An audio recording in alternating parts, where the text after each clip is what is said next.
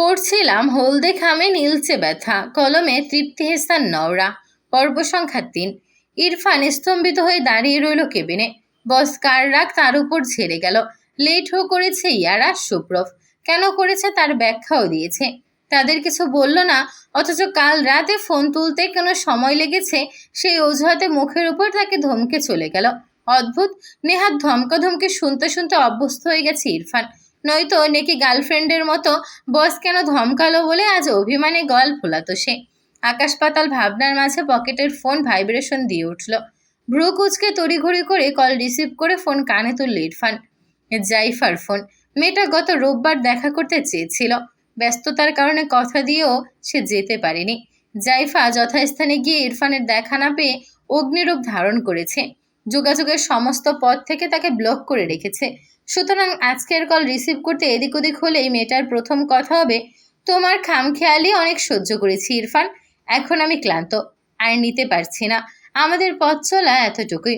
সব সম্পর্ক পূর্ণতা পেলে অপূর্ণতায় কত দহন কেউ উপলব্ধি করতে পারবে না। আমি স্বেচ্ছায় স্রোতের বিপরীতে যাচ্ছি, ক্ষমা করো, আমি তোমার হতে পারলাম না, ভালো থেকো।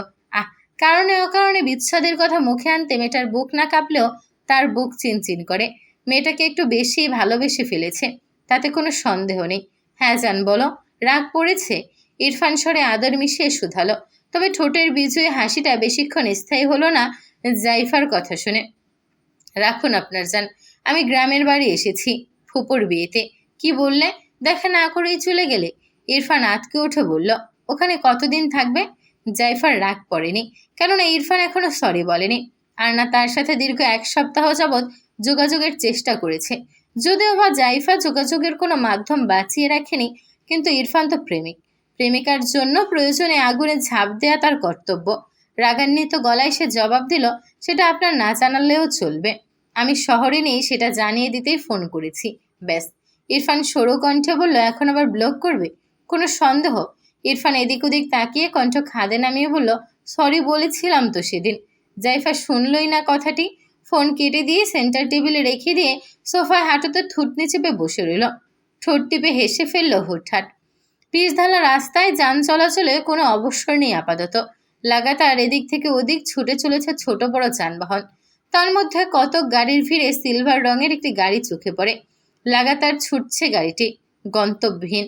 ড্রাইভিং সিটে জেহরায়মান দক্ষ হাতে স্টিয়ারিং ঘোরাচ্ছে ক্ষণে ক্ষণে, গাম্ভীর্য মিশ্রিত তীক্ষ্ণ দৃষ্টিজোড়ার সামনেই।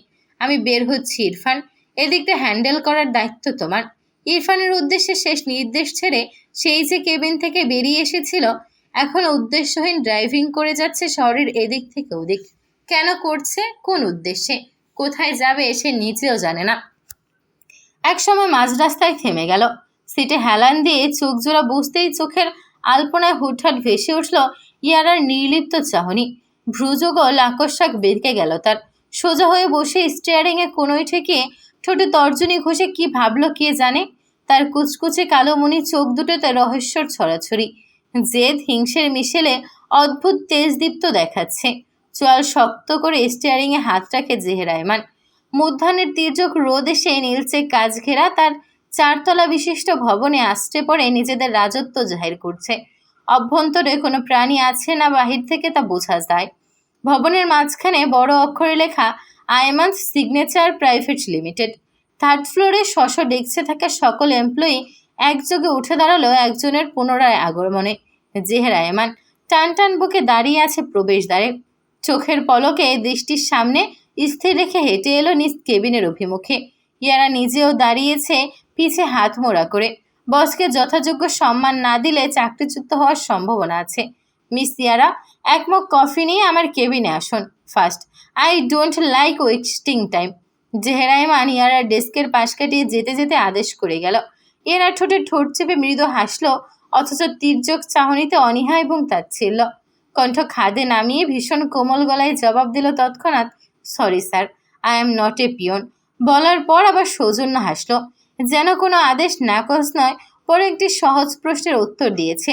সুপ্তি মনে মনে দোয়াদুরুদ পড়ে হতাশ হয়ে চাইল, এই মেয়েটা এমন নির্ভীক কেন? জেহের এগিয়ে গিয়েছিল 2 কদম। পথে মধ্যে ইয়ারার কথাগুলো কর্ণকোঠরে পৌঁছাতেই সে থমকাতে বাধ্য হলো বোধ করি।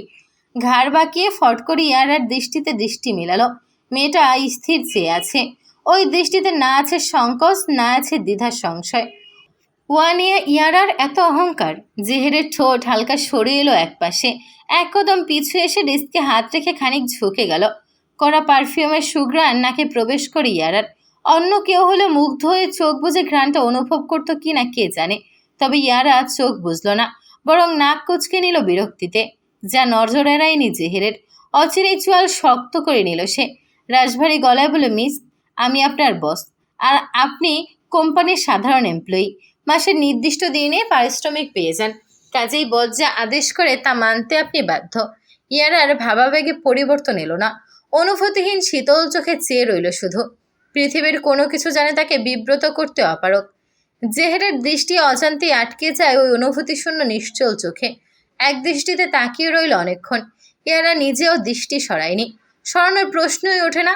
দৃষ্টিতে দৃষ্টি মিলিয়ে বিপরীত দৃষ্টিকে পরাজিত করতে সে বরাবরই পটু। অ্যাজ ইউ উইশ, চোখে চোখ রেখে বলল ইয়ারা। জেহের কেবিনে এসে লম্বা দম ছাড়ল জোরে জোরে। পরনের ব্লু কোটটা খুলে রেখে শার্টের দুটো বাটন খুলে দিল। এসির টেম্পারেচারও কমিয়ে রাখলো, তবু ভেতরটা কেমন খা খা করছে, তপ্ত রোদ্দুরের মতো। ইয়ারার নির্লিপ্ততা সহ্য হচ্ছে না। May I come in sir? Come in. জেহের সোজা হয়ে চেয়াল শক্ত করে বসল, মুখশ্রীতে গম্ভীর ভাব, সামনে ল্যাপটপ খুলে রাখা। ইয়ারা প্রবেশ করলো ধীর পায়ে। কফির ট্রে রাখলো টেবিলে। 1 চামচ চিনি কফির সাথে গুলিয়ে নিচ্ছে। তার দৃষ্টি সেদিকেই।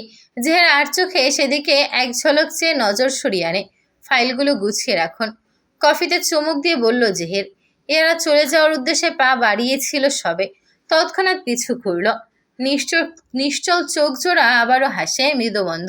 সে বলল বরাবরের মতো সরল গলায়, কোম্পানির সাথে আমি চুক্তিবদ্ধ, সে অনুযায়ী কাজ পুষিয়ে পারিশ্রমিক গ্রহণ করি।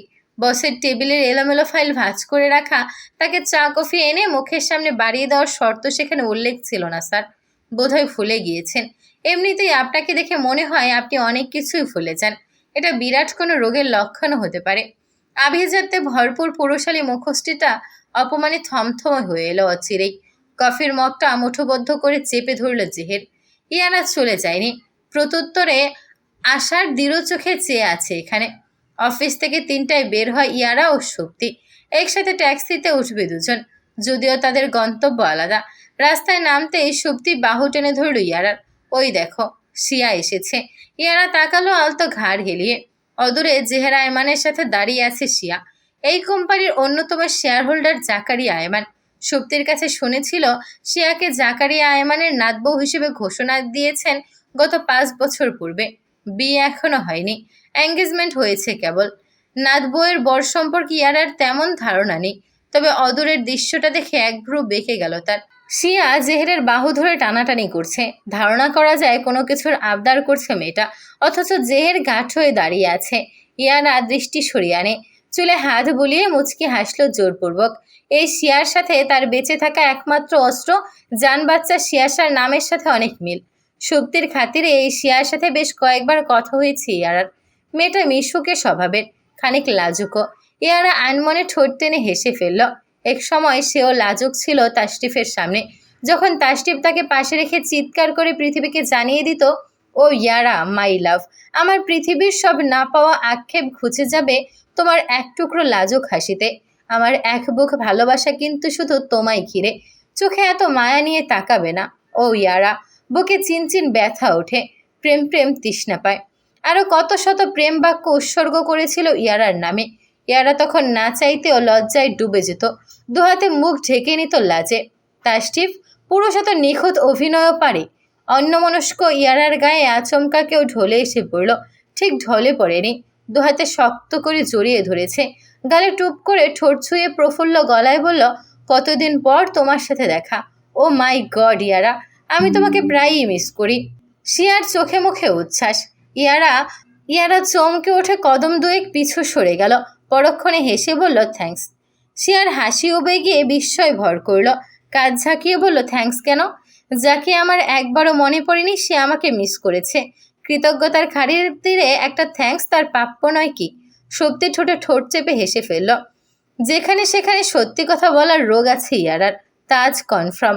জেহের এগিয়ে এলো তাদের মাঝে, সরাসরি ইয়ারার সামনে এসে থামলো, কিন্তু ইয়ারা পূর্বের জায়গায় স্থির রইল না। আর অন্যত্র পা বাড়াতেই জেহেরের কণ্ঠে ভেসে এলো,